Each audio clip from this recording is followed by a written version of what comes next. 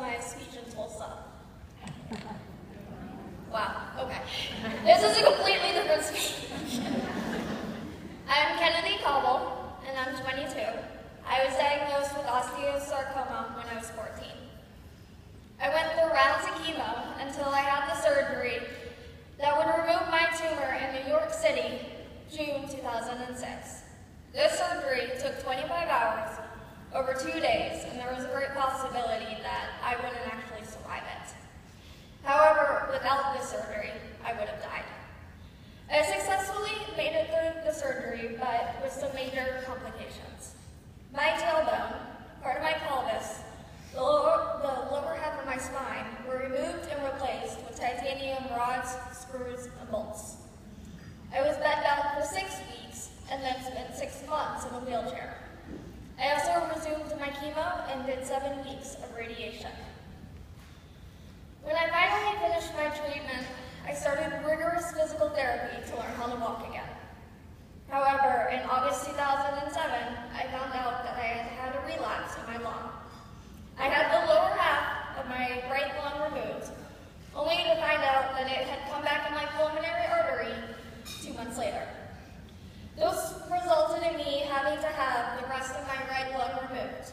So you will not see me running the Peachtree Road race.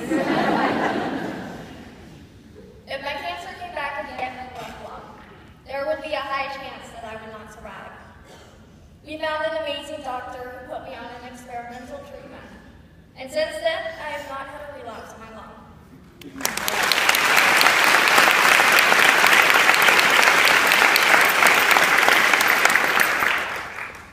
In 2008, the 2 titanium rods I had in my back broke. This required another surgery.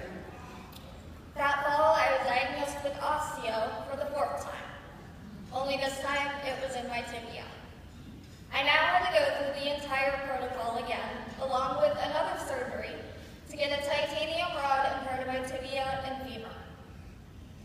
After the surgery, we found that my femur had become weak and brittle, requiring me to get a metal plate to help support it.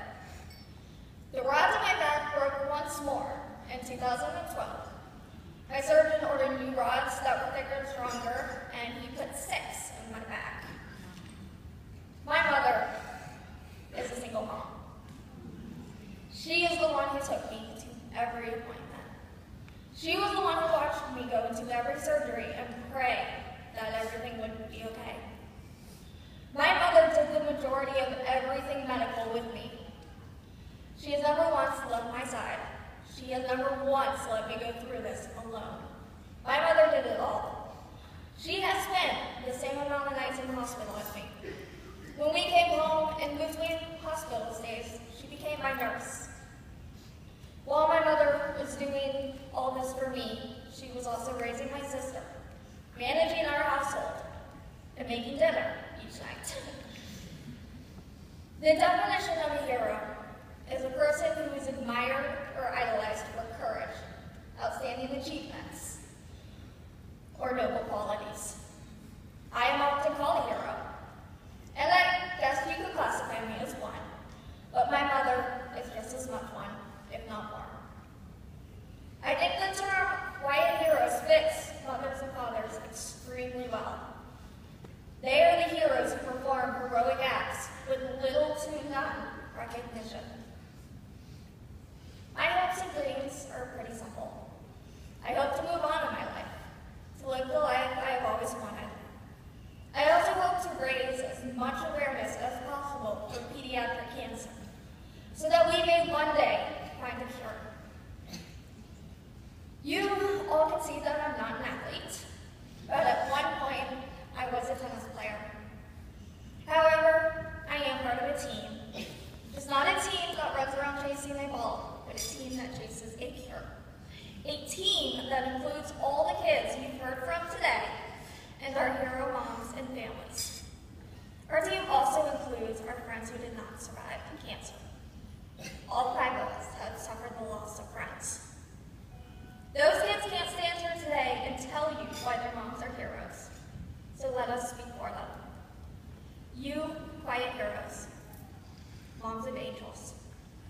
You,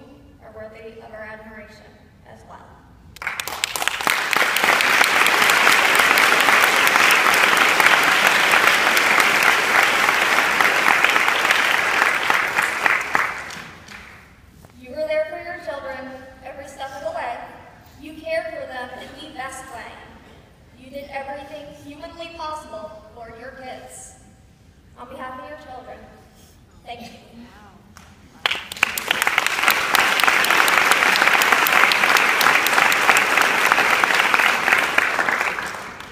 We would like to take a moment of silence now to remember your children and to honor you.